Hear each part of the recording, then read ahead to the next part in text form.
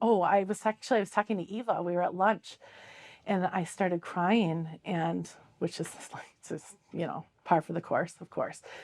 Of course. um, and she just kind of looked at me and I said, it sounds really, really weird. This is a really great day.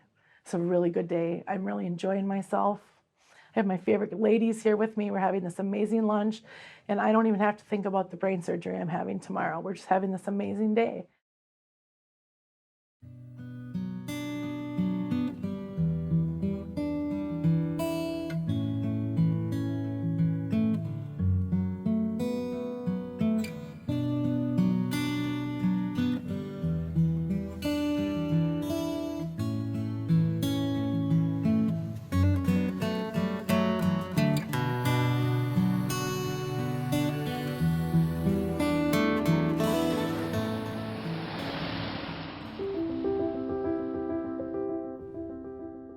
I always have to do the math. Like, I get so confused about when I started this, but 2008.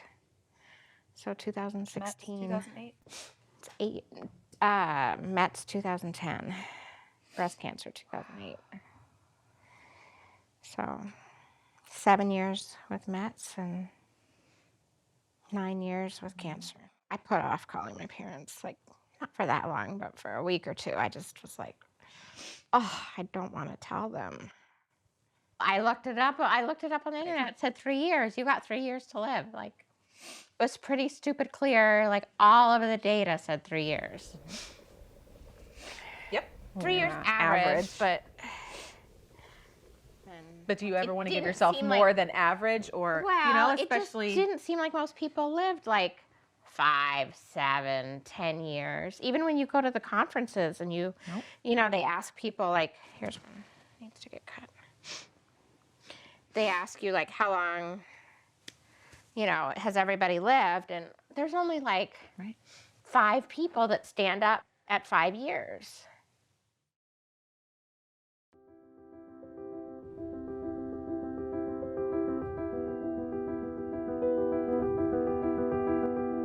My name is Chrissy, and I was diagnosed with stage 4 breast cancer right from the beginning. I've always been a little bit of a hypochondriac, not necessarily like going into the doctor, but always thinking, oh, this is a weird something or another. I wonder if that's, cancer, or I wonder if this is whatever. So one morning when I woke up and I found a mass in my breast that was like grapefruit sized, just one morning in the shower, I found it. Just not even an exam, just a regular old shower. I got nervous right away, and I just thought it was so odd because I had just had a physical, just a regular old physical where they do an exam 6 months prior.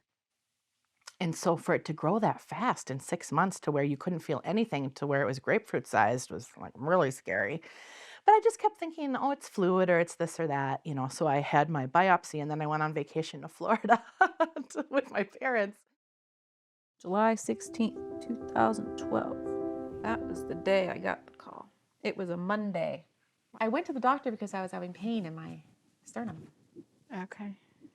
Because I just stopped breastfeeding. I had lumps. I knew they were there. I thought they were Breast. milk ducts, Oh, sure. because that's what the doctor told me they were. Oh, God. Because you're 30 years old and you just had a baby, and why would you have breast cancer? Right. No right. no family history. No family history. So, right, that was not even on the radar. But I was having pain here, like really, I couldn't touch this. And so I went, and she gave me ibuprofen. I went to my PCP, she gave me ibuprofen. I went back 2 weeks later. I'm like, this is still like insanely hurting. And then I asked her again, because I had seen the OBGYN about, for follow-ups after the pregnancy, and they had felt my breasts and they weren't worried about it. And she said, we get lumpy after we breastfeed. She said, but I'm going to send you for a mammogram because I want to get a baseline. You have no family history, but let's just take a picture. We'll put a marker in there so that we know it's nothing. So, fine. Do it. Let's do it. Yeah, sure, no problem. So I went and did it. Went and had the mammogram. And at the mammogram, he wanted to do an ultrasound after. Yep. That felt really great. You like, can just see it in their face. why? Like they know what they're looking at, It was written right? all over their face. Yeah, I totally agree. We're going to have, can we just, yeah. I just want to get a better look at crap. At something. Like we don't know what it is, but we just want to look at something else. Friday the 13th of July. So then on Monday I went to work. Nervous because she said she'd call me on Monday. Yeah. I'm at work all day, no call, got the phone with me the whole time. No call. I went home. I'm like, oh, must be fine. She would have called if it was bad. And then some friends wanted to go to dinner. And I was like, to Dustin, I don't know if we should go. You know what? She's not going to call. Let's just go. So we went. And as soon as we sat down, I got a phone call. And I got up from the table and I went over to a little area of the restaurant where no one was sitting in. And she was like, well, I got the results of your biopsy. Are you in a good... I'm like, sure, just tell me, what. And she was like, How can they expect not to want I'm you not to sorry know? to tell you that it's cancer. And Wow. I took 6 months off of work. Like that was the first thing I did. I didn't go back to work. I didn't go back to work for 1 minute after I got diagnosed. And then after 6 months, I was like, the drugs had worked. All my cancer was gone. I was feeling totally fine. And I'm like, okay. And my doctors were like, no, you're not going to die right away. Like, we can't tell you when. We can't give you an answer. Right. But you're not dying. Like, but that, you could be living for a long time. you You might. Because I was diagnosed in June of 2008. And you go through like a year of treatment. And I was stage 2B. And then after the year of treatment, they put you on like, okay, come back every 6 months. We'll Right. check you out. Right. See, I don't know what that feels like, but that feels to me scary. Because Well, but see, how did you feel? I like wasn't scared. I was so sure I was going to be fine. Okay. It was like I was, early stage, not super early stage, but whatever. But yeah, you I were. decided I was early stage, and I was going to be fine. I had my port taken out like right away. I'm like, I don't need that thing anymore. And then a year and a half later, one of my 6-month checkups, they did a breast MRI and they saw cancer on my spine. But now I'm 7 years later, and that's the only spot that's ever spread beyond my breast. Is that once, in a little spot on my sternum, but basically a spot in my spine that I had irradiated 7 years ago, and nothing's happened since. But you get all this stupid treatment, and you're like totally changed. Right, because they're Your altering body falls with all apart. these drugs, and so yeah, I'm like 30 years older than I am. Yes. I know Andrea says, I don't want to live like I'm 80 years old. I'm like, I feel like I'm 80 years old. I know, me either. Yeah. When it like hurts to get in and out of bed and the car. Yeah, you can't walk in the morning. Like you're like, oh, my knees and my hips. Everything and my toes hurts. and my feet. But we did. We had a great time and came back, and they said it's cancer and it's stage 4 and it's this kind of cancer. And at first, when they said triple negative, I was thinking, well, that's great, because that means, I don't know, I guess in medical terms, when you hear negative, that's actually a positive usually. And so when she explained to me what that meant and how much harder it was going to be to treat and how much more aggressive of a cancer it is, it's like, oh, that's not at all what I wanted to hear. And then, your world turns upside down. It's like everything you thought you knew, you didn't. And I pushed my doctor to give me like a time frame. And I think when we get diagnosed, that's just one of the first things that pops into our head is, how long do I have? How much more time do I have? You know, and thinking back on it now, it's like, well, now it doesn't matter to me because it's taught me to live every day for the moment, or at least try to do your very best to appreciate every moment and just every day and every little thing. But at the time, it's like, okay. And she said, we don't do that. We don't give a time frame. And it's like, no, I understand. But just, what would you say to me? And she said, well, if you didn't do the chemo, I'd give you 6 months. You don't you don't think that anybody's ever going to say that to you, especially not when you're 30. I was 33. Yeah. Seriously. We were just going to get it taken care of because the surgeon was like, you know what? You give me a year. Give me a year of your life. She looked at my scan. She's like, or the Mammo. mammogram.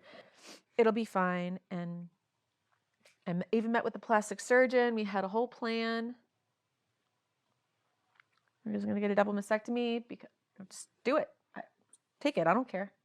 It's fine. I'm going to be fine. Then she called me later on that week and said, I think I want you to meet the oncologist first. Okay. And I was like, sure. I don't know. I was just meeting all these doctors. It didn't Right. really throw up any red flags at the moment. And I met him and he's like, I need to scan you because I see something here. On the mammo. Oh, you see something here? I almost hit the floor. Because that's you mean where it hurt? You mean where I'm hurting? You see something?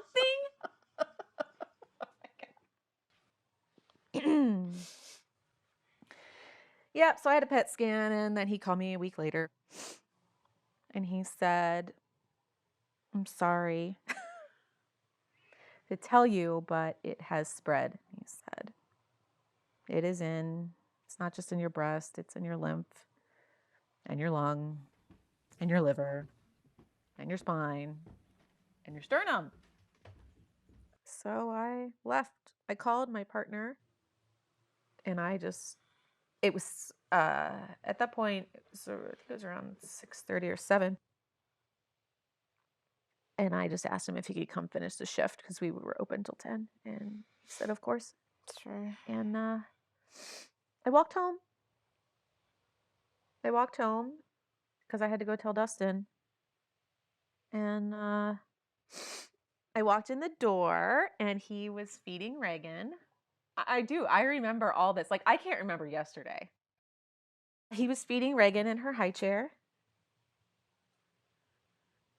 And I was like, hey. And of course, he was like, why are you home? You're working till 10. And I'm like, it's okay. Blah, blah, blah. Just finish feeding Reagan.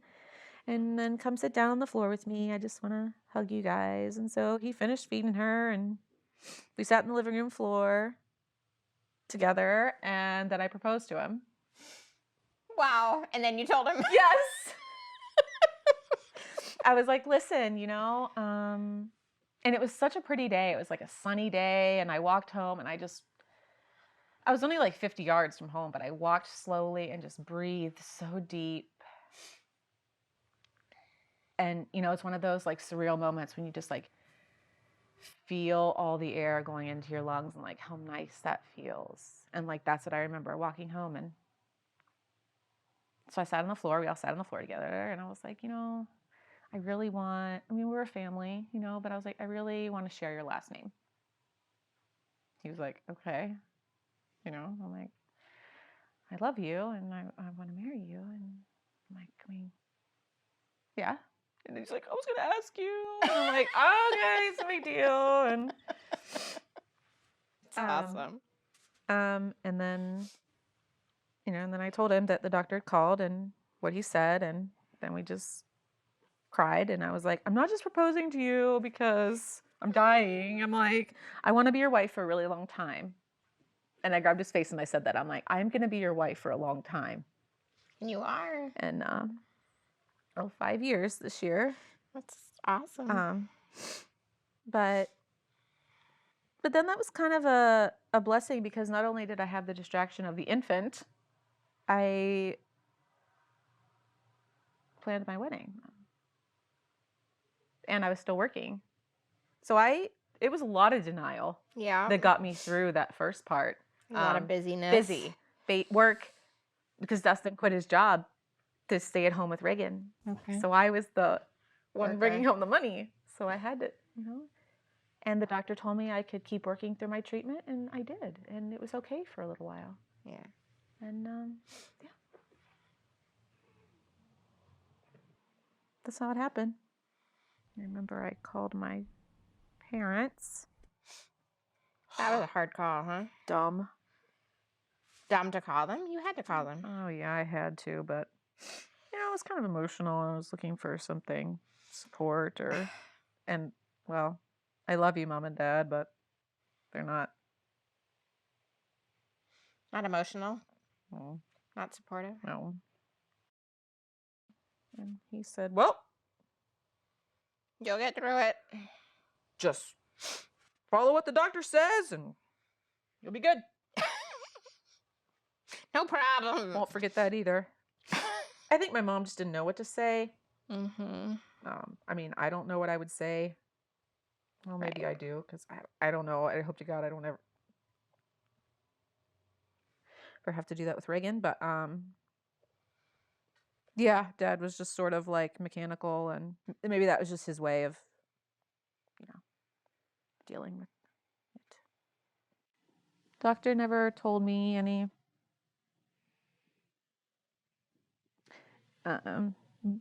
anything like, even when he called me that day, to give me the results of my PET scan. I said, so am I going to die? Mm-hmm. And he said, well, I am not going to tell you that I can cure you. He said, but this is treatable. And he said, we will treat you and keep you going for as long as we can. And he said, that's what I'm going to do. Him giving me that hope from him, my oncologist. Okay. Because all those things from school are flooding into my head about stage 4, and that's all I know. I know too much, but not enough. But totally agree. him, he's the expert, and he told me that. That was priceless. My doctor told me that, but I didn't believe her. No, I did.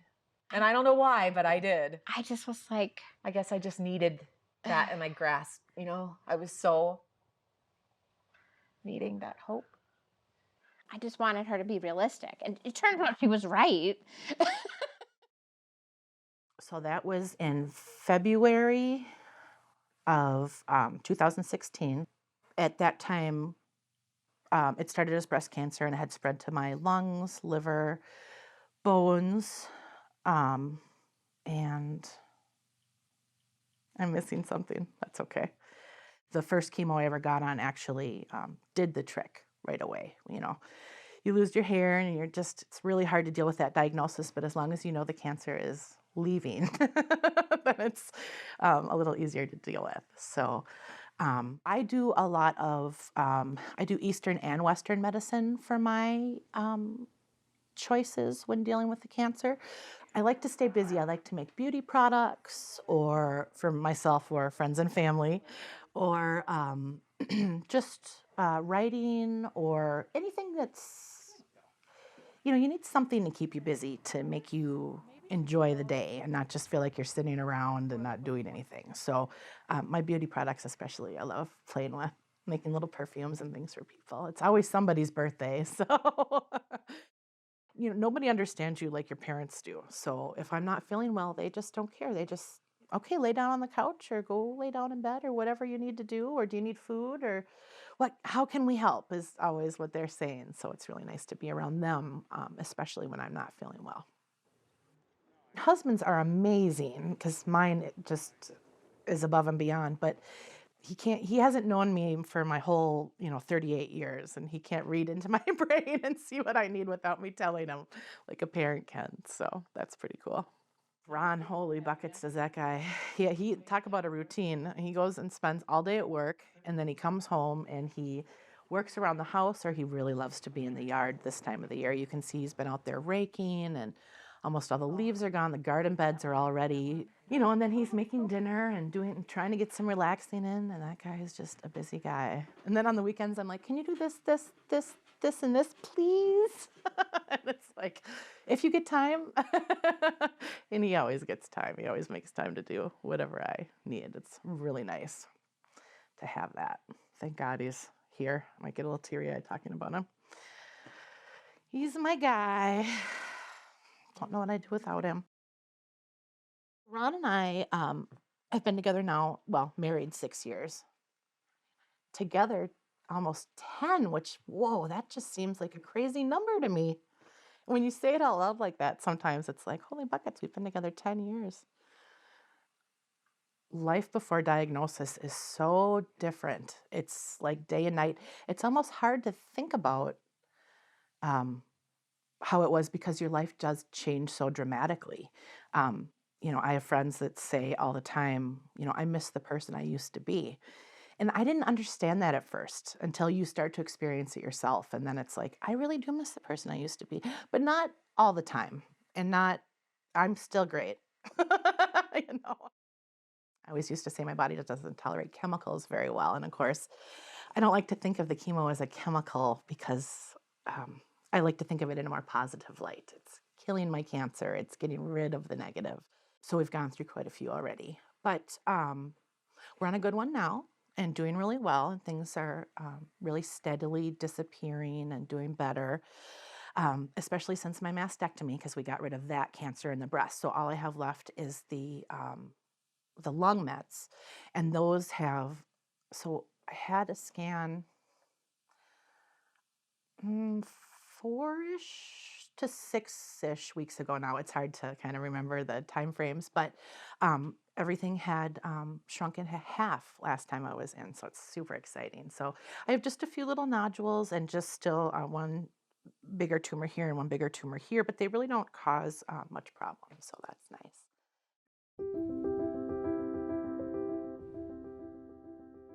Eva and I met in 2007. We were part of this humanitarian effort to go and bring surgeons to Peru. We were doing the Inca Trail, which is the way to Machu Picchu via hiking. It's a three-night, 4-day hike. She was there with a friend of hers, and I was by myself, but still part of the group.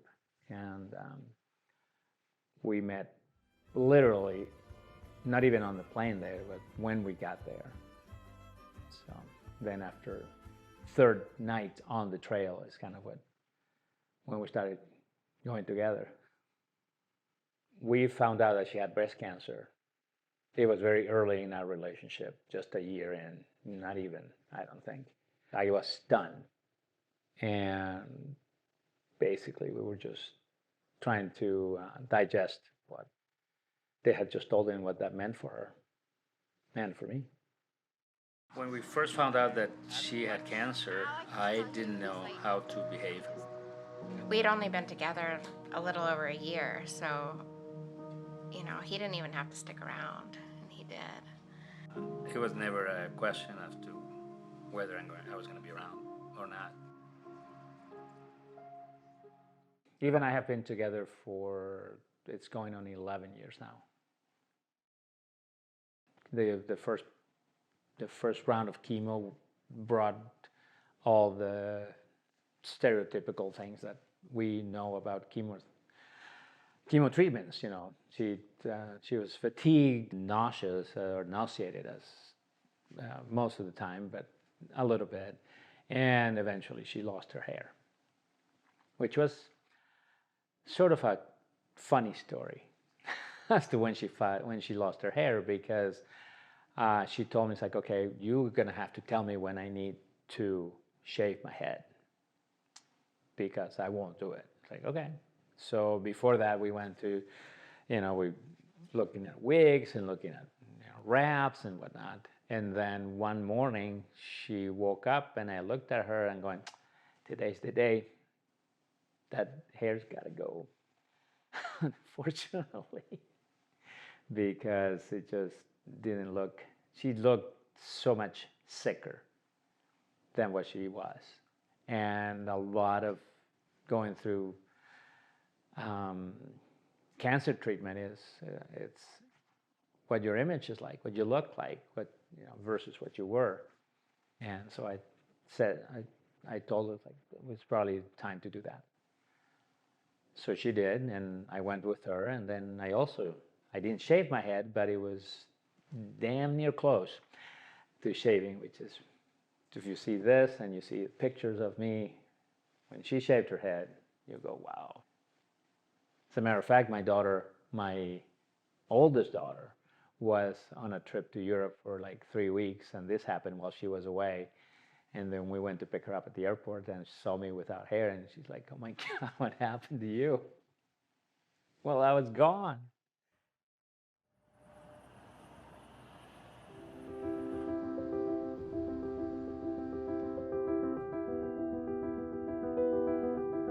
We only have a 6-year-old and a home and 2 dogs, and we've built our life together. And not knowing what the future holds, I mean, it's scary for anybody. I think that it's so much in our face on a day-to-day basis. And I guess for me, the fear comes in making sure that I'm prepared for Reagan's sake and for my own sake, to be able to handle what may come, and get Reagan and I through to the other side okay. Normal, I feel like, is constantly changing. It's depends on how she feels on any given day, and with my workload and with Reagan's schedule, because Reagan's so busy now with all of her extracurriculars that we're trying to get her into. It's been, I think, a little bit of a challenge getting both of us onto the same page. When I was 11, my sister died of leukemia, and it caused a lot of problems for my family.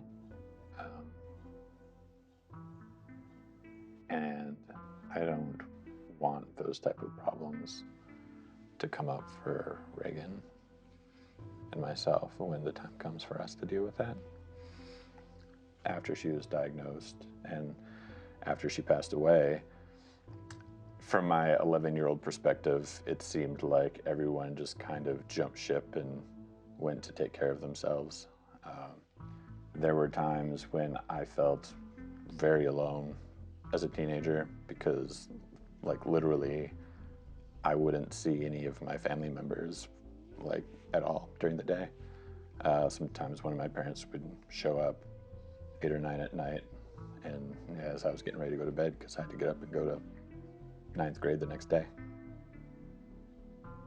Something that I've been thinking about recently is just, Kim's lived with her cancer now for 5.5 years, and that's pretty remarkable. And at the same time, I think about, like, the data and the prognosis of making it that long. Well, she made it that long, but now the chances were so low that she would make it this far. Like, there's no more milestones that are set up for us. So it's like, well, now what do we do? Like, we don't have those year anniversaries that, like, are a big deal to, like, look forward to. We have to, like, make them ourselves. So I guess when we got the news that we were going to be switching to a new drug, it was a little dreadful feeling, because it's kind of like, well, she wasn't even really supposed to make it this long. So is this now the time when it's just going to be over? When they're not going to work anymore? Is this the beginning of the end? And to a certain degree, you get that feeling every time. But I don't know what it was. For some reason, in this particular case, it was just a little scarier for me. I guess I think that's a scary thought, though, is that no matter how out of control the cancer is, it's like almost scarier for me to think about something else going wrong, like my kidneys failing. Or it actually makes me angry when I think about it, that it might be something else besides cancer, that it could be, oh, I end up with kidney failure because of all the treatments that I've had. And it's not actually the cancer I think that's that very real. that does me in, and that makes me angry. You know, like that maybe we could outlive this or could get through this, but it's because of the treatments and it's because of all the stuff that we have to do. I mean, you can't win. And I guess you die, but for me, it's different. I don't know. All of my complications have been about, not about the cancer, they've been about other stuff. Like, my cancer hasn't done anything. Well, right. I understand. Like this winter, it was the chemo tried to kill me. Like it burned me from the inside out. It was the drug that, it wasn't the cancer. So yeah. And I mean, at the same time, I know that if we stop the treatment, then, but that's a hard thing to wrap my head around. So one of the things that's weird is that the metastatic breast cancer is probably the most serious thing that I have. But it's actually not the hardest thing to live with for me.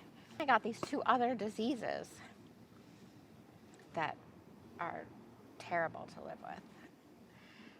So the pulmonary hypertension, where you can't exercise very well, where you just don't breathe very well. It makes you super tired.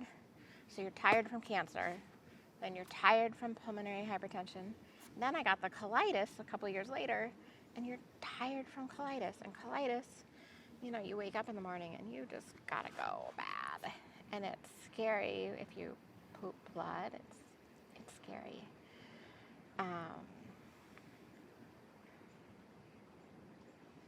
But the combination of all three is a lot to deal with. It just makes you feel like your body's failed you. And then the side effects of cancer drugs are not great. Like my joints, I'm on an anti-estrogen pill, and it basically sucks all the estrogen out of your body. Not sucks it out, it blocks it so you don't produce it. And then you basically feel like an 80-year-old woman. So I don't wish it on anyone.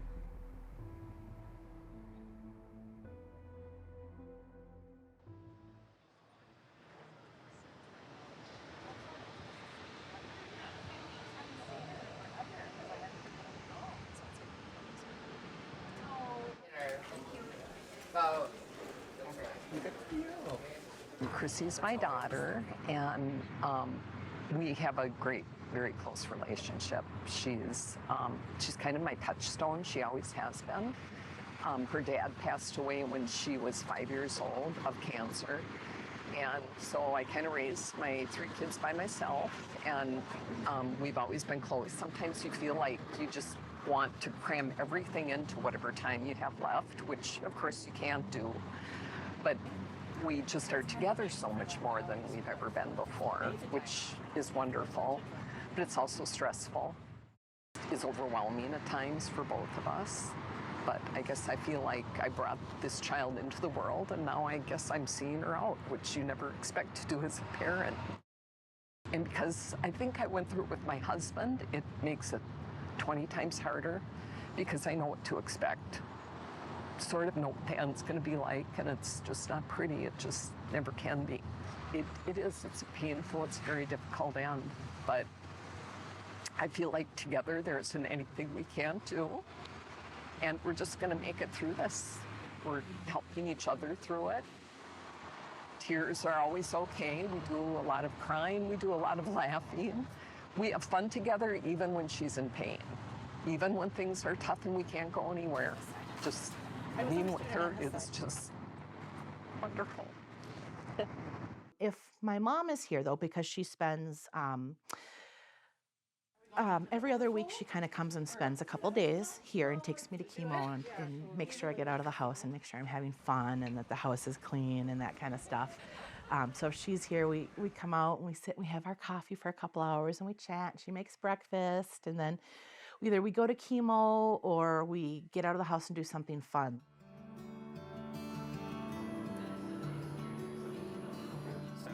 That's what I'm hoping. And I look forward to hearing Thursday. Super awesome news. Yeah. Super good news. Hi. Hi. No, that's okay. That's kind of how we do this meeting. You kind of come when you do. We just started. Oh, good. Yeah. Okay. So since you just got here, you're next. Yep. That's how it works, Les. That's how we're doing this. Last in, next to go. You know, I keep having to go in for transfusions. Like, keep having to go in for transfusions. And I just feel like not myself, and it sucks. So I'm, That's a big deal. it is. There's a balance, you know? Exactly. I mean, it's great if it's working, but if it's keeping you in bed all the time, Yeah. she needs to know that. Right. And I mean, I'm with my cane, I can barely walk. And you know, my body always knows when it's time to be done with the chemo. Like, I think she wants me to stay on this one because it's like knocking it out, which is great. But if I can't get out of bed to do anything, That knocks you Yeah. out too. yeah, or even phone conversations are hard because I keep getting to this place where I have no red blood cells and no platelets, and you can't function, and you just literally can't function. It's like it's the oddest feeling to not, you know, even be able to talk or find the words that you want. Really, it's like horrible. So, so that's me right now. So killing cancer, but hating the the chemo. You know, don't you just feel like you want something to last Yeah, for 2 5 years? I mean, I know I'm shooting big. No, that I agree. 6 months. Uh-huh. Yeah. Yeah, something you could. Well, that's when you read the studies of the different drugs that are coming out, and you think they say an extra 3 months. You know. I switch.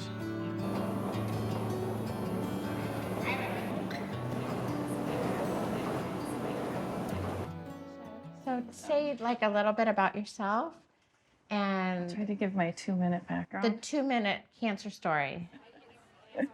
My 15 years in 2 minutes. Yeah. Natalie Iden. In 2002, I found a breast tumor. So I was too young to have cancer. I was 36. And then in 2005, I had a bone tumor on my spine that was metastasized or stage 4 breast cancer. And then in 2015, and then I did, of course, 5 years of treatment. And then in 2016, I had liver, lung, bone mets. The medicines work. Take the drugs. That's what I always say. They do work. Medicines work. I mean, they're Take the drugs. stunning. Yeah, I know they do. 11 years of no evidence of disease with the stage 4 diagnosis. Yeah, terminal illness. Oh, I got off the You're hook the for a only while. one that I know. When I was diagnosed, Yeah, 6 6 months. months. That's 6 what they months told to you. 12 No, they did tell me. That's what it was. That's what it was. That's what the average life was. HER2, if it was stage 4 HER2. When you hear a story like Natalie's, that she's been, what is it, 15 years? What do you think of that? I love it. I think it's great. I mean, but I think that just saying that she's been 15 years, like, you don't. It doesn't give me much comfort. Well, and I have the same thing she has. Like, we're both triple positive.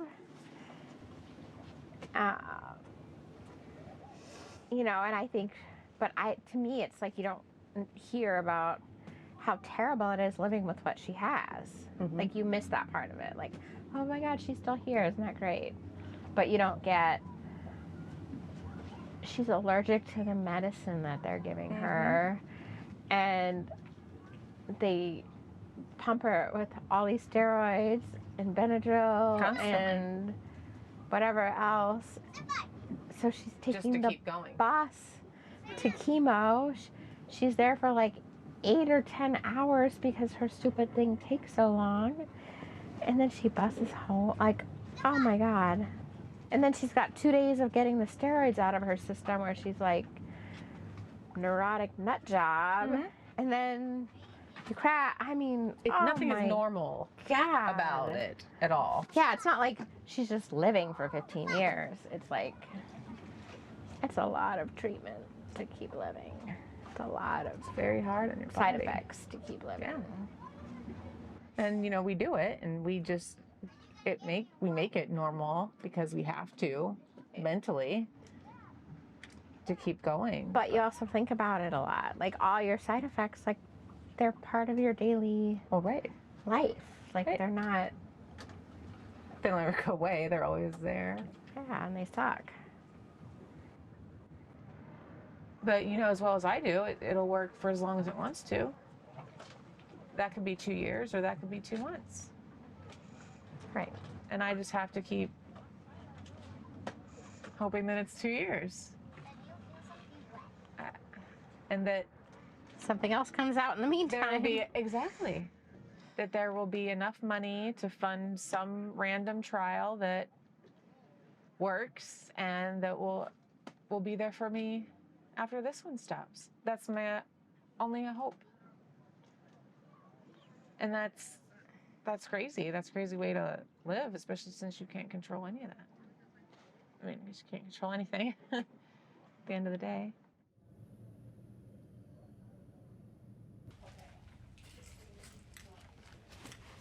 Portfolio, a part of our portfolio. What should people know about metastatic breast cancer? I think people should know that in many cases it's manageable, but we can't make every single last cell disappear. And in some ways, that the idea of cure requires every last cell disappearing is probably what most people think. I would argue a little bit that if we could make every cell stop doing what it's doing, that's okay. And that's, I actually think what's happening with you is that the drugs have been remarkably effective for you to make the cells stop doing what they're doing. Not everybody has a response like that, and I think that's a question we really do not understand, why everyone does not have a response like you have.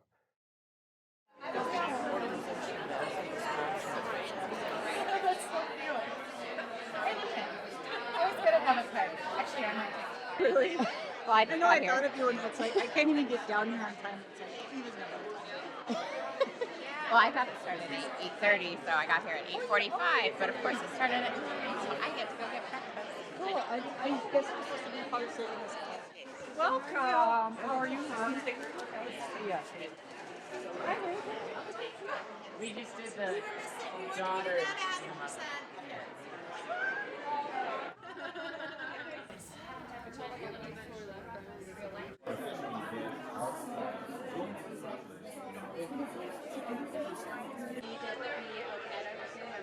Yeah, he was amazing.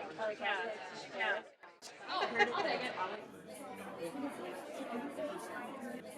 This day is all about compassion, right? And connection, that's what I just heard, as well as hope and knowledge, and as you just said, really about action. Hi. Hi. I would love to hear you talk about what you see in terms of your patients living with breast cancer longer, and why isn't it showing up in the stats? But I think one of the challenges that we don't keep that statistic very well.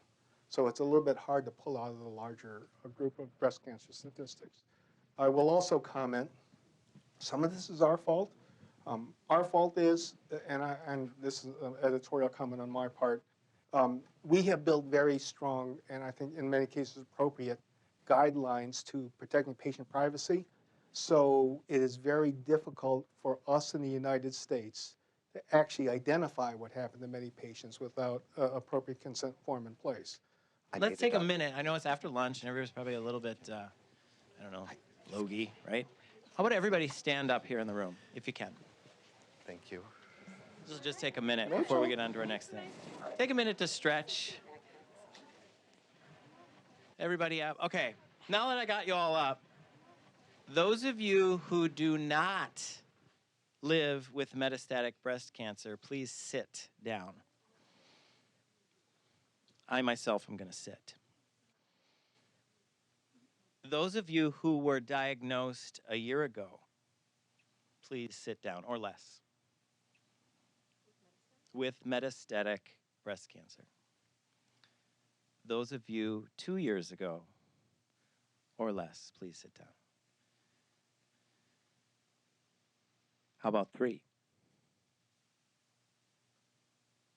How about 4? Look around the room. 5?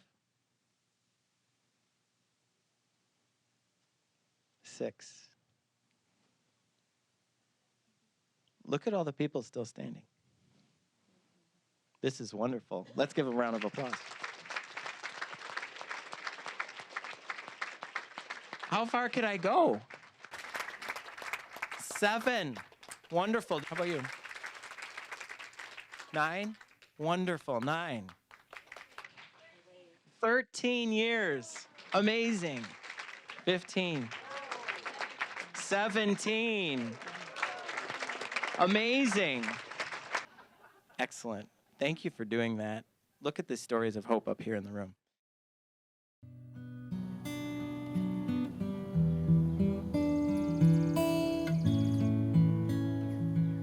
So there is no cure for metastatic breast cancer. The doctors believe that it can be not able to be seen by our modern medicine devices. So like the scans might not see any cancer, but there's still always some microscopic cells that are hiding somewhere in your body. And at some point, they rear their head up and they start to spread and grow again. So you can be NED, is what it's called, no evidence of disease or no evidence of active disease, for a short period of time or a long period of time. But they never think it actually goes away. And some people, when they're in NED, I guess, feel like, well, the cancer's not there and they want to stop treatment. But that is very dangerous because it allows the environment where the cancer could grow again to reemerge. I know what you mean. I feel guilty because Dustin is going back to school. We are going to be hurting a little bit. Right. You know? He's going to be around a whole bunch of new young women. I think he's pretty dedicated. I think he is too. I was thinking that too. But I can understand why that. It's thought not kind of even, it's creeps not in. that I worry about that because I don't. I feel guilty. Especially with a lot of the guys and moving on from Jax.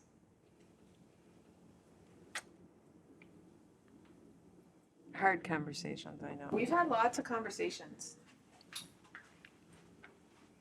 But you never know how you're going to react when that time comes. And I don't want to put any expectations on him. And I don't judge other people for how quickly or how slowly they move. But we talk about it a lot, I think, more than he probably wants to. That's how it is for me and Ron too. Just about what I would want. You know, and then I joke. I joke. it's like I'm Like gonna an be there automatic watching. reflex to Right. joke, isn't it? Right. Well, Like- it's so morbid. You want to be light. Yeah. you Like, have to. At your next wedding, you better have a picture of me. Just saying. Looking down. Yeah, it'll be from up here. Yeah. Yeah, definitely. That face. Just watching you. And things bring that up, Jeanette's funeral.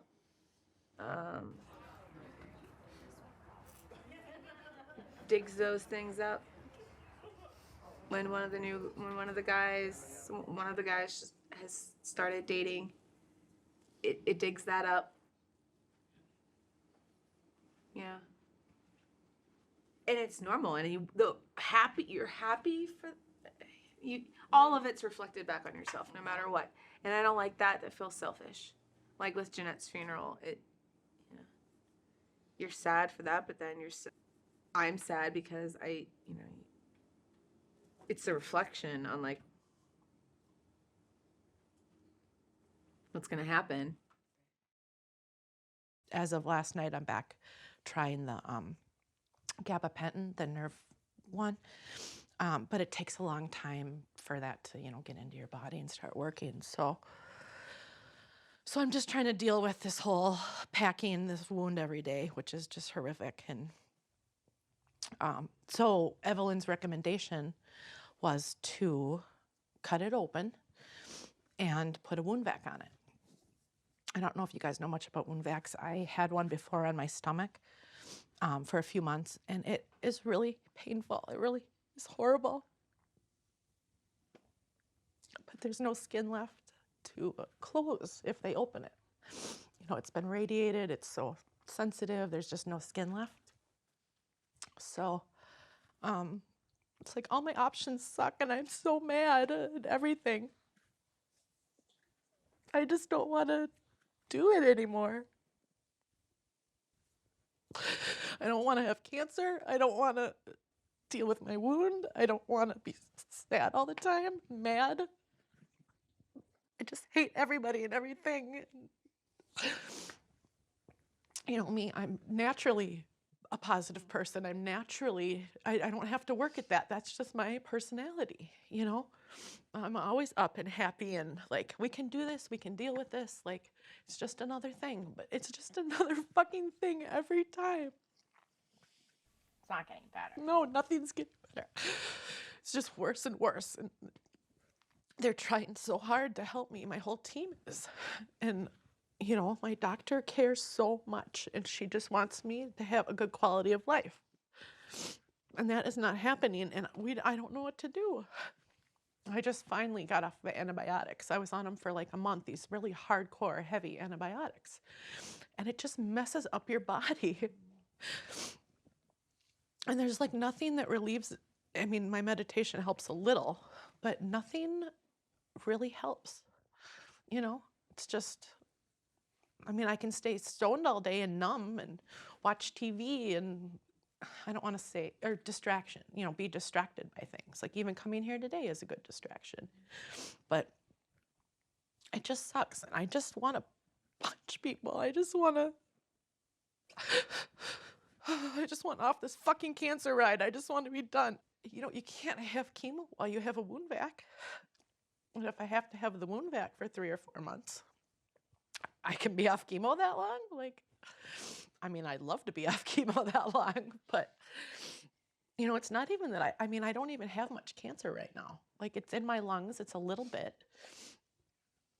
but it's triple negative. So as soon as we stop the chemo, everything goes crazy.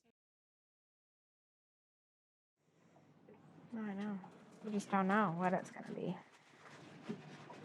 You just know you're fragile. Mm-hmm. That's how I feel. Yeah. Like, I don't know what it's going to be, but it's fragile. I feel like we had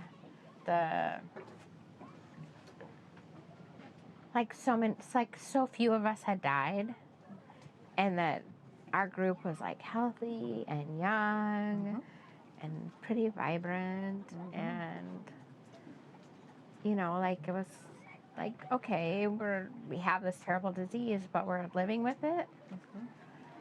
And then to have 4 people die in 6 months, it gets real, real fast. You know, like they were right in front of us. Like even that, like we have a picture of the group of us from the conference in November. November. Right? November's not even a year ago. All 3 Jill of was them. here, Aaron was here, Chrissy. Chrissy was here. No, they're not.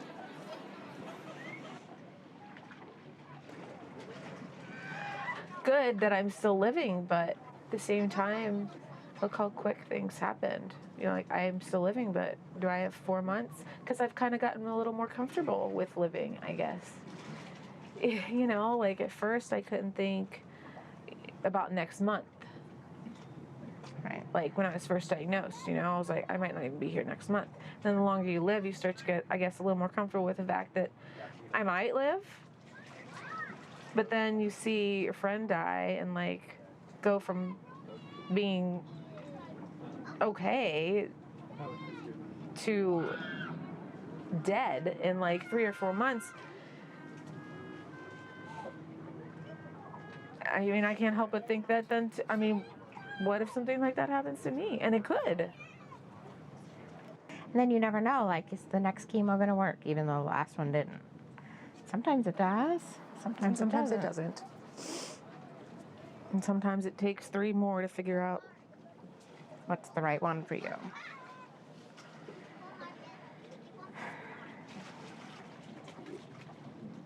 I first heard that she was on the ventilator and she was non-responsive. I was like, I don't think she's going to come back out. I didn't want to say it out loud. Of course not. And actually her mom said she felt kind of the same way. You know? Like, but when you see somebody on a ventilator and they can't communicate and they can't respond and they just don't look like anything's happening. That scares me so much. Like, it scares me that next week or I could get sick and go in the hospital and then never come home. That frightens me.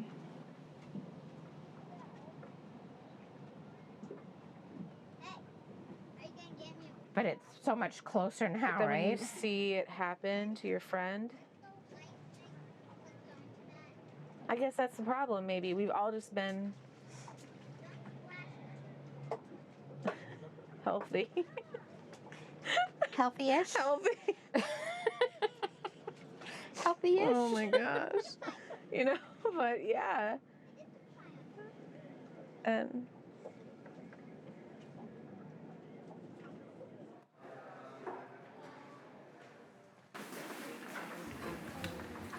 I'm doing good. I had a little bit of a hiccup. Yeah, you want to see what I have? Yeah, I want to. Yeah, I always want to. Oh, absolutely gorgeous. It makes me sick because you're so great at this. Wild, huh? This is a wild piece. Well, I want you to know that I finally finished my brioche towel. Did. I did. I did. I had learned to knit when I was a kid, and I had stopped knitting for many years, but I had recently picked it up again, and I just found that knitting filled so many needs for me. So it filled keeping my brain active. So I had like something that I could plan for and do and so on. It also has like a creativity piece for me. So I can make something beautiful and I can design and I can play with color and play with shapes and structure and all sorts of things. It's like an endless creative endeavor. And it also gives me a sense of purpose because I feel like I'm leaving something beautiful in the world that I get to it will be here after I'm gone, which I think is something that when you think about you might not be here, you won't be here at some point, that it's nice to have that feeling of like something of you is left behind that somehow represents you. And to me, I feel like my knitting somehow just represents me, like my brain, my creativity, my energy, my love. Like it's all in my knitting.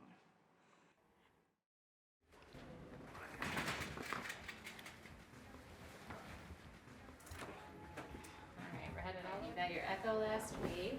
I did. Everything looked good. Good, yeah. So it seems you're doing pretty well. Any questions or concerns for me? No. I'm always out of breath because I have pulmonary hypertension. But nothing new, no sharp pains, chest pains. No. Well, we can check it again in a little bit. We're super lucky because, you know, I have enough savings that we can live off the interest of the savings, which is kind of amazing. Like, I stopped working at 42 years old to have enough savings, basically to be able to retire on.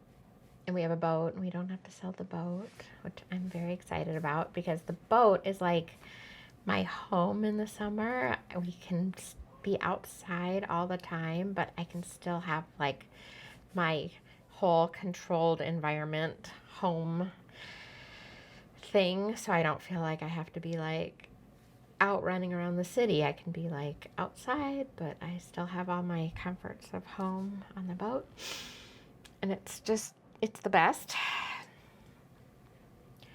But my stupid healthcare expenses they're just, every year they're getting worse and worse. Like, I started on Medicare a year ago because I've been on disability for 2 years now.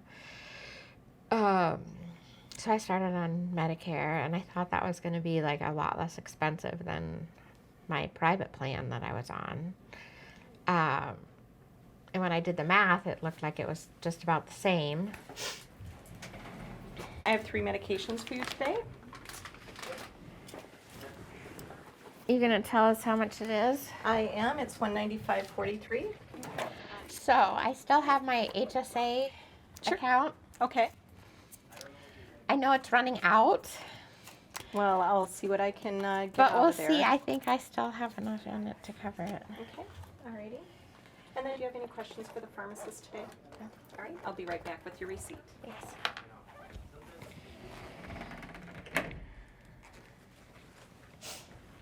So there you go.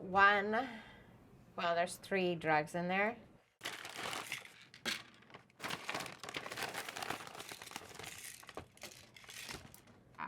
This is actually Cialis, which is like Viagra, but it opens blood vessels in your lungs. So that one's on patent, which is why it's so expensive. For these 3, so that's 3 months supply that they gave me, that is $3.30. The retail value is $436, but I pay $3.30 for it.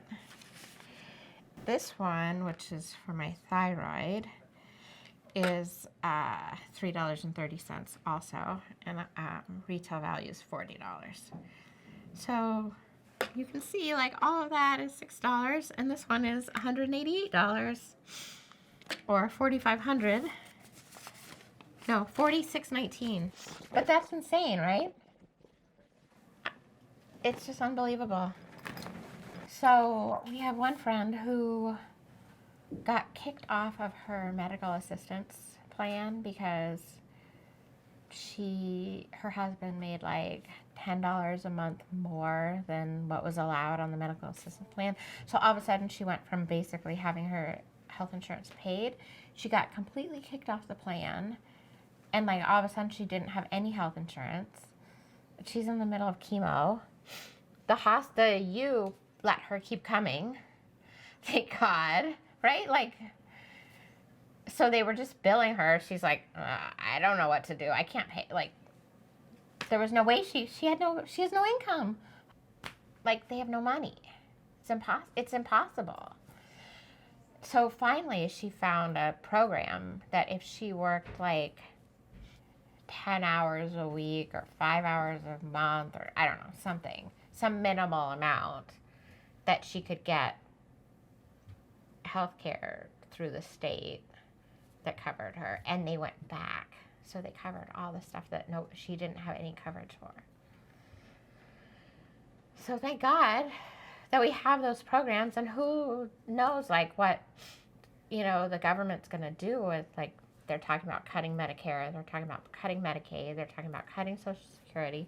Like, what are people supposed to live on? They can't, like, she's in no position to work. Like, she is literally in pain all day. She's in no position to work. I have another friend who has like $15,000 in debt for medical expenses. And she's got disability, but that's running out in like 6 months. And then she's like, I don't know what we're going to live on, and her husband's in school. We're fine. We have to move houses, but we're fine.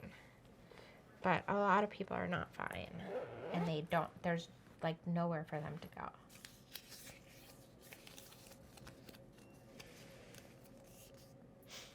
I have stuff I want to tell people about living with metastatic cancer. Like, what is it like?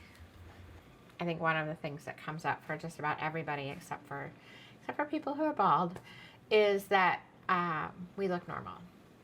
So you look at me, you look at basically everybody who has metastatic breast cancer, and they just look like people. There's nothing about them that makes them look sickly or ill or anything. And so it's this weird reality when you don't feel like you're healthy, but everybody else looks at you and says, God, you look great. What's wrong with you? Like, that's the implication. Like, I think when people say you look great, they think they're saying like a compliment, like congratulations, like, oh, that's so wonderful, you look good, you must be doing okay, kind of thing. But like, we hear it so much that we always think, oh my God, I know I look great, but I feel like shit, and you can't tell.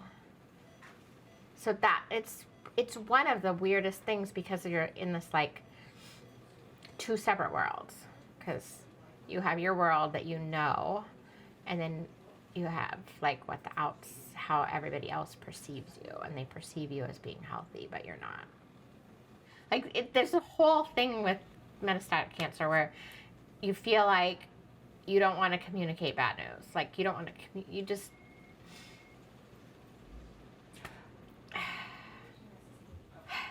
so bad news is like being tired all the time.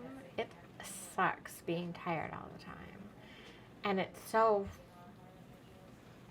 frustrating because like when you're out in public and you're out with people and so on, it's like they look at you and they think you're okay. So like you saying, oh, I'm tired, all they can think is like, oh fuck, I'm tired all the time too. Like, everybody's tired all the time.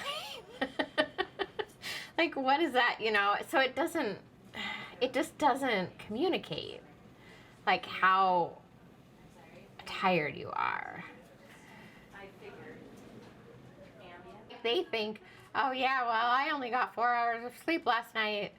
Like, I'm really tired, or, oh, I've been working so hard, or, you don't have to work. Like, how tired could you be? Have people asked you about, tell me what does it feel like to be tired? Nobody asks. That's what I mean. Like, nobody asks because A, they're not really that interested, I don't think. Or B, they're embarrassed, or who the hell knows? Like, I don't know, but they don't ask. Like, people don't, they ask how you are, but you never know if it's a real question or not. Yeah, I think the biggest change for me from before and after the diagnosis is just having the energy to do things. Or I've always been a really up, positive person. Like I really like to like make someone else's day and just like go out and have fun. If it's one person or a million, like we'd always say, you know, my friends and I would always say, we could have fun doing anything. It didn't matter. We could be sitting on the couch chatting, or we could be out doing whatever and having fun. And it's just different now. You just don't have the energy to always be up and going.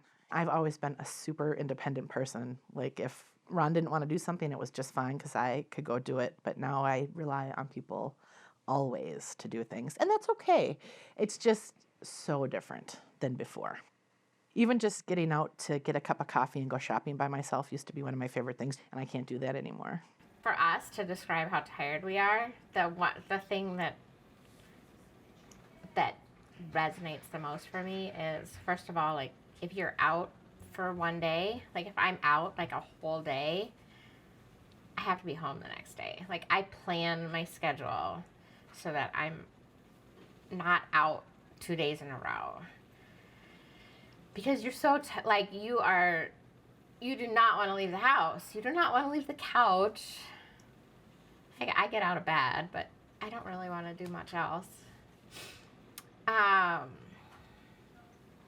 And your mind, like it just blanks out on you. Like you just get so tired. You just like, you don't really think, not straight, but you just don't think very much. Like your brain kind of, I don't know, it just kind of blanks out. So what else is bad news? So usually people have news about scans.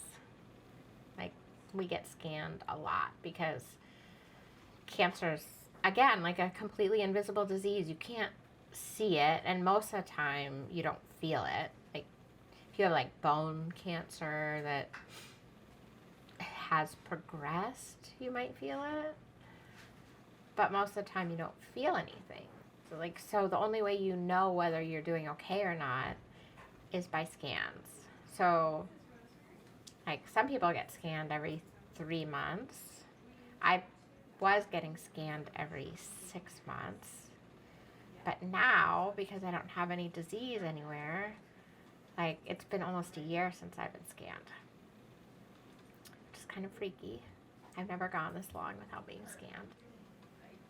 You don't know whether it's going well or not going well because all you know is you don't know. Like you literally have no idea. But you get scanned and then you have like the results of the scan. So you can be NED, which is no evidence of disease. That's like what everybody wants. And that's where I am right now. And I've been NED most of my time, which is kind of a miracle. But lots of people are stable, and then they have to take stable as good news because, you know, it's better than progression. You know, and then there's like progression where it goes into your brain, and that's like the worst news. So there's lots of bad news, you know, like, and then there's all the worrying about what's going to come from the scan, and you have like the build up to the scan, and then you have the scan, and then you have the waiting after the scan. So there's like lots of anxiety around that. There's nothing you can do to make the results different, and worrying about the results doesn't make it different. So you might as well do your best to not worry about it till you have the results.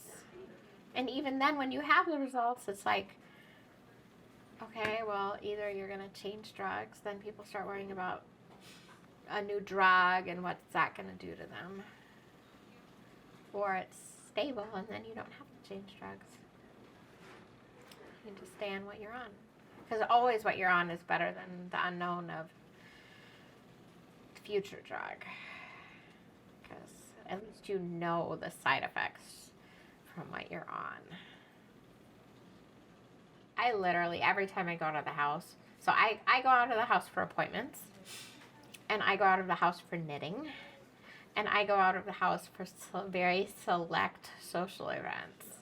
That's basically, and walking. I go out of the house for walking. But like every time you do anything that's outside of like your standard events, you think about it. And you think about if it's optional, like whether it's good for you to go or not. So then social situations I kind of dread for that reason, I think. You miss them? I miss being able to enjoy them. Like, it would be nice to be able to do that. But it's not something that I want to do anymore, really. But then your life, gets small because I have my knitting friends and I have my breast cancer friends and my walking friends. And I have Krista and I have you. So I'm like, to me, it's a good group. Like, I like all my people, I enjoy them. But it's kind of hard to go random. When I think about how I need to take care of myself, one of my most critical things is to be gentle with myself. The way that I feel like I'm gentle with myself is to not push my body harder than feels comfortable. So I'm very careful about, I even have to be careful about how heavy a thing I carry. I hurt myself extremely easily. Before felt like I could do anything. I could push through anything. I could do anything. Like, we did yoga 3 to 5 times a week. We skied. We rollerbladed. We hiked Machu Picchu. None of it was hard. It was fun to push my body and fun to exercise. And I loved it. And now I feel like it's so hard. Even bending over, like, I get a little dizzy, my breath goes out, just from doing a forward fold. And it's so frustrating. And it makes me kind of frozen. Like, I feel like it's dangerous to exercise. I feel like I started like a pretty serious physical decline before I was diagnosed with the pulmonary hypertension, but when the signs of it had started. And the same thing with my colitis. Like, I think I had diarrhea for several years before the colitis, and we just all thought it was because of all the breast cancer drugs I was on. It was diarrhea is like one of the side effects basically on every single drug you take. It's a trade-off, right? You're on these life-saving drugs, so you have side effects. And then you don't get diagnosed properly for these new diseases because I kind of thought that they were because of the breast cancer. So one of the constant side effects of all the drugs that I'm on is sniffling. I just sniffle all the time. I wake up sniffling, I go to bed sniffling, and I sniffle all day long. It's so annoying. One of the things that I do for myself is I get a massage. I get 1 or 2 massages a week. And I just find them so helpful for keeping my joints moving, for keeping my body from hurting too much, because my body hurts all the time. It's always hurting. Something's always hurting. Something's always bothering me. My back, my knees, my toes, my thumbs, everything. It just is constantly like in a state of flux and inflammation. I feel like I just have so much inflammation in my body that I'm constantly trying to fight. if I were to do one thing differently, I think I would try really hard to keep up my yoga. That's the thing I'm the most sad about, that I just am not doing anymore. And it's, every time I try it, it's so hard to do. But I'm still trying. Like, I'm still trying to do it. I'm still walking, thank God, because I think if I gave up the walking, I think I would go downhill so fast. I think the moving your body is so important. It just gets to be this head game when your body doesn't respond right. I just feel like I used to be more capable, more interested in like a broader group, that I didn't feel so insular, and now I think I feel insular. That. And I did more things. A lot more things.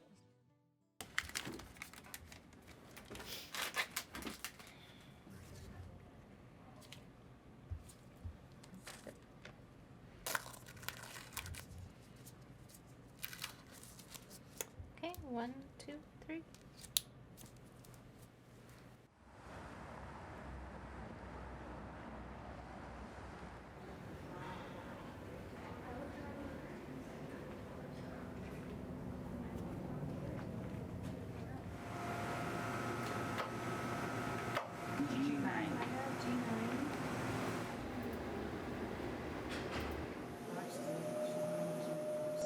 Well, I had my second radiation treatment.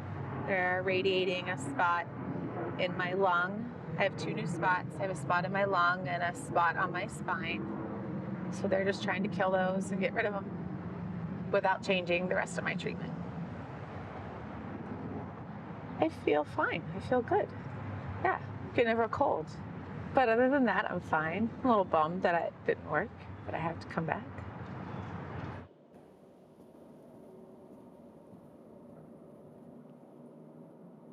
For 25 years, I have been a clinical social worker, working in various settings, either a hospital, in oncology, hospice, palliative care.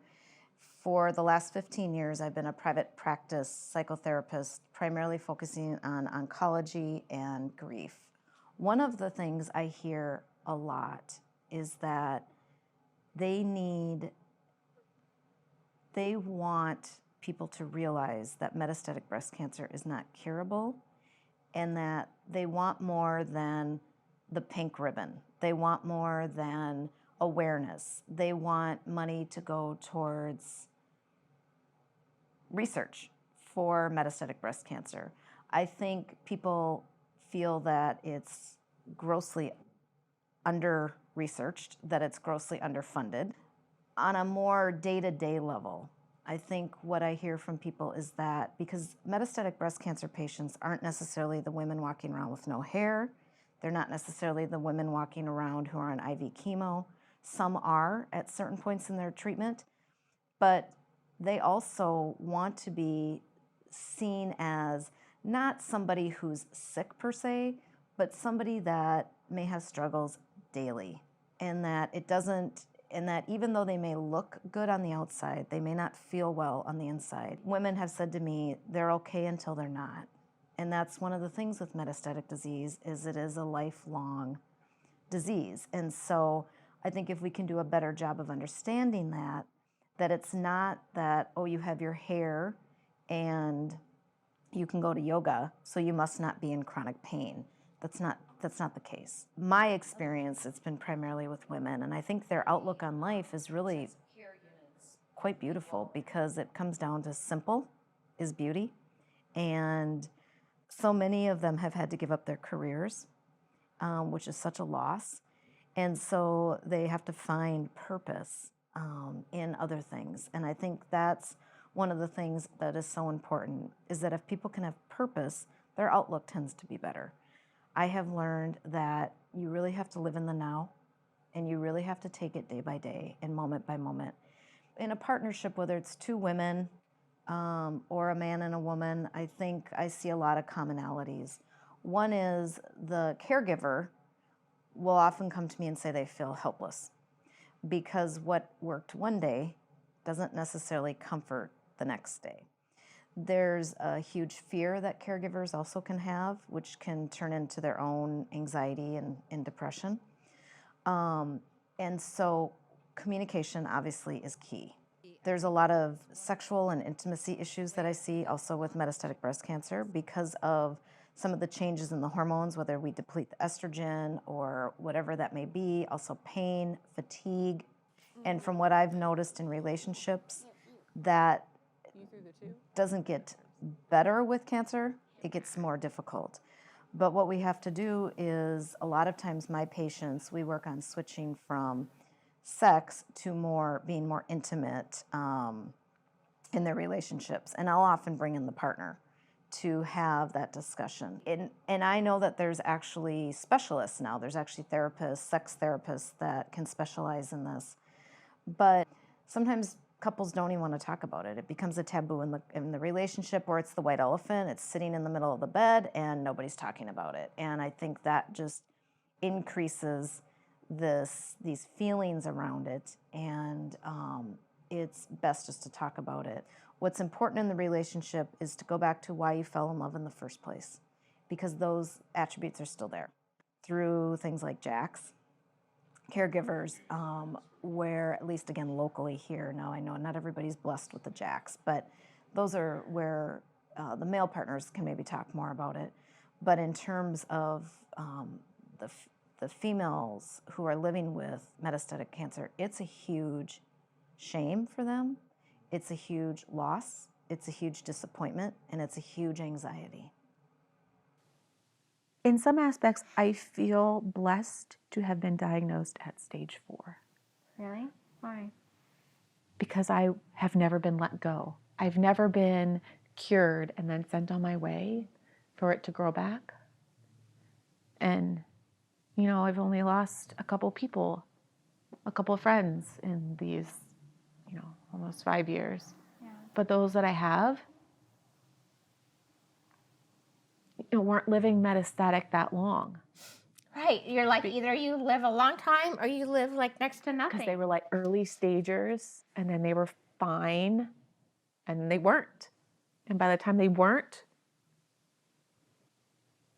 it was too late. So like, what if they hadn't been okay? Right. I don't know. The funny thing about today and tomorrow is that I'm by myself, and also I don't have Bella, our dog, so I'm really by myself. It just makes you think, or makes me think, what would be like without Eva around? What's that gonna look like when she dies? It's a very sobering thought, but I don't know. It's just something to think about. It pretty much feels like I would be lost, and it would take me a while to find my footing and my place. So I don't know. That's just something that I think about often.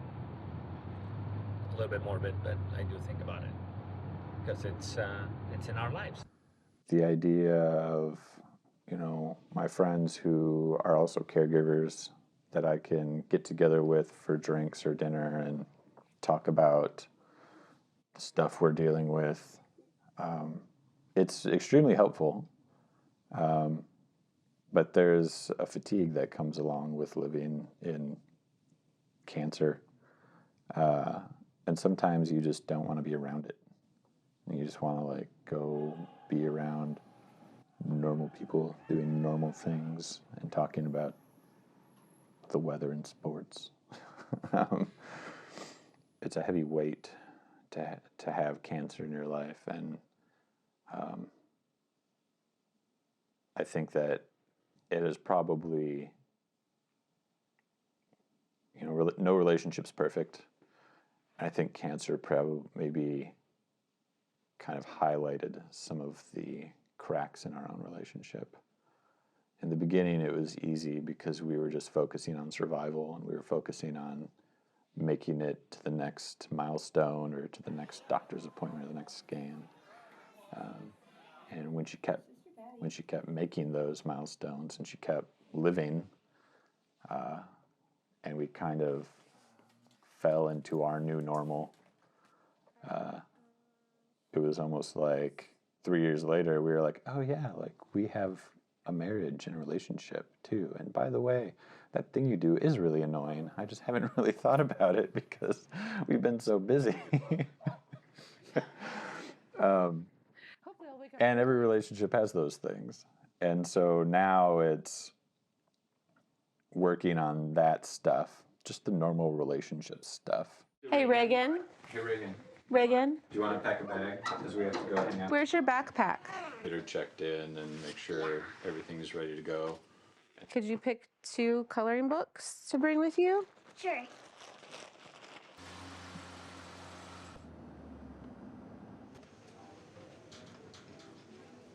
One more up there out of the way. Okay. This one.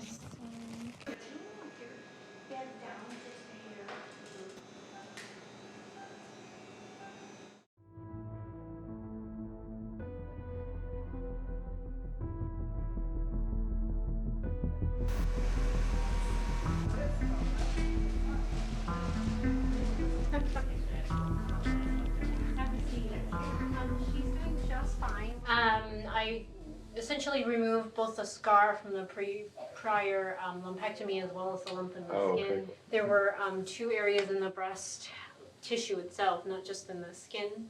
Once I was in there, I actually did feel a nodule. It was like a round, firm thing. I think it's related to her prior lumpectomies that she had, but you know, it's hard to know. Like it could have just been scarred. Could have been. It's really hard to know just by looking at it. So I removed that along with some of the breast tissue that's right underneath the skin here. Okay. So we will see what that shows in the pathology. Okay. Good to meet you. You're very welcome. I appreciate it. You guys take care, okay? I'll see you in a couple weeks. Thank you as well. How do you feel? I feel all right. It's, I mean, I've been trying to talk to people about it a little bit over the last few days, just kind of giving people a heads up of what's going on in our lives. And I found myself wanting to play it down and being like, you know, it's just a lumpectomy. It's just something small. And in the grand scheme of things, it kind of is small, but it's still a little scary because she has to stop her chemo. You know, she has these new tumors that have to be removed, and we have no idea kind of what's going to come next. But that's just the fact of life for us. So, you know, I'm glad that things went smoothly. Things are done now, and we can find out in a couple weeks what the results are and continue moving forward from there.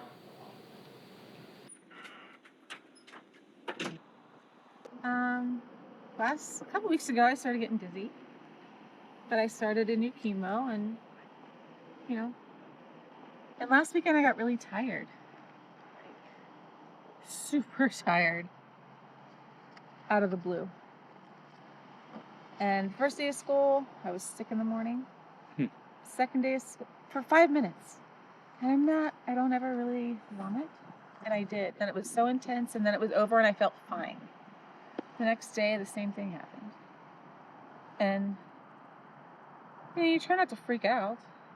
Like something happened for 2 days. I could have been sick, right? Who knows? But I had a doctor's appointment the second day I was sick, and so I told her about it. And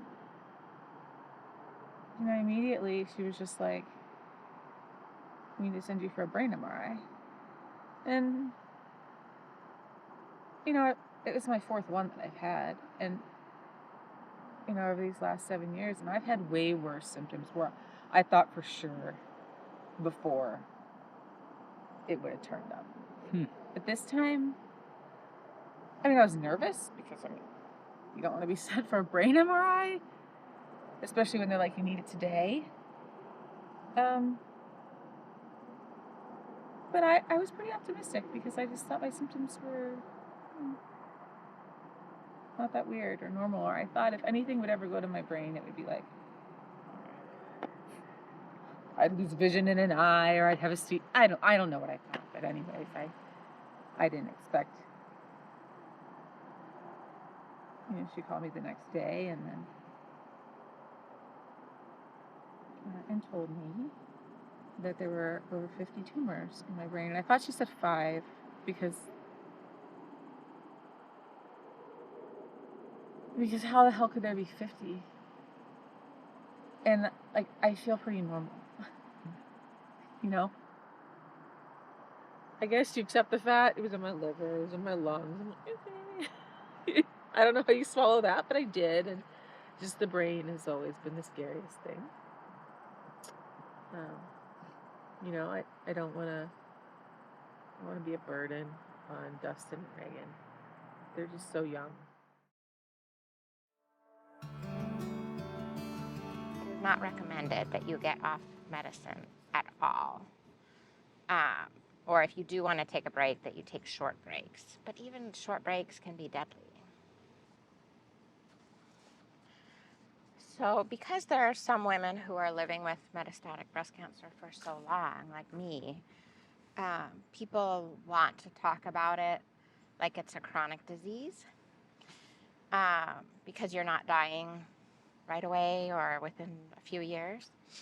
But that's kind of a dangerous word to use, chronic, because it's not chronic, it's terminal. 99% of the women with metastatic breast cancer die of metastatic breast cancer. They don't typically die of something else. I think you have this wonderful. If you want to start looking for new ways to support, look at nonprofits that fund and research metastatic breast cancer. So when we see someone young, like me, like Erin, like Tara, who are diagnosed with breast cancer, it's generally 18 to 36 months survival. Now that's a median survival, but that's not nearly enough. So what we're going to do here tonight is we're going to open up our checkbooks, we're going to reach into our pocket, and we're going to fund research. We're going to fund very specific metastatic breast cancer research, translational science that will lead to new therapies to market. I am all about hope and I am all about positive, but I am all about being real. I do not want to give anybody a false sense that, don't worry, you've definitely got 5, at least 10 more years. You don't, because nobody knows that. And I know women that were diagnosed with metastatic and died 6 months later and a year later. And why? I don't know. And the doctors don't know. And that is scary, but that's real. And I think to live like this, you need that. As scary as it is, you've got to be real. And I don't want to be sick on this next drug, and that's always my fear. Switching meds. You never know what you're going to get. And so I hope I can just be there for Reagan. It'll be interesting to ask her in 10 years or in 20 years how she remembers all this. I try to be as normal as I can for her. To me, living isn't just hanging out, waiting for the end.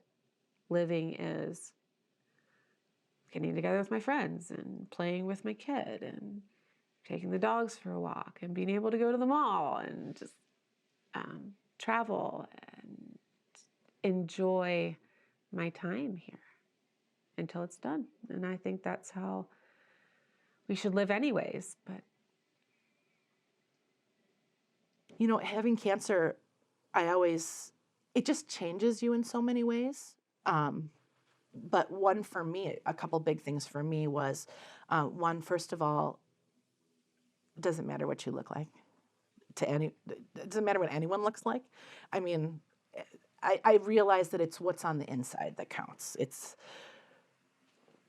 kind of just in its simplest form. It's on the inside that counts. And so if I want to wear makeup to make me happy, I will. Or if I want to dress nice to make myself happy, I will. But it doesn't matter what I look like. I could have hair or no hair, eyebrows or no eyebrows. And I really miss my eyelashes when they're gone, but that's one of the things I learned. And the other is judgment. We're all so easy to judge each other, even people you don't know. So that has definitely changed my life. You know, I don't judge people anymore, and I try to spread the word that judgment's not okay. That is one of the biggest things that I've learned having this illness is that time is precious, and time spent with good people, I mean, there's nothing better. Don't sit and look. Don't sit at home. Don't be alone. Educate others. Don't sit in your shell, and don't be ashamed. And if you don't like what you hear from your doctor, question them or find another doctor. And if you don't have support at home, look for a group. And be real with your friends. And don't hide. Pink is not a cure. Early detection is great for those that it helps, but it will not stop 113 of us from dying every day. And it won't stop 30+% of those women who are diagnosed early. It won't stop them from becoming metastatic just like me. So we need to do something. And the more that we talk about it, the more it will change.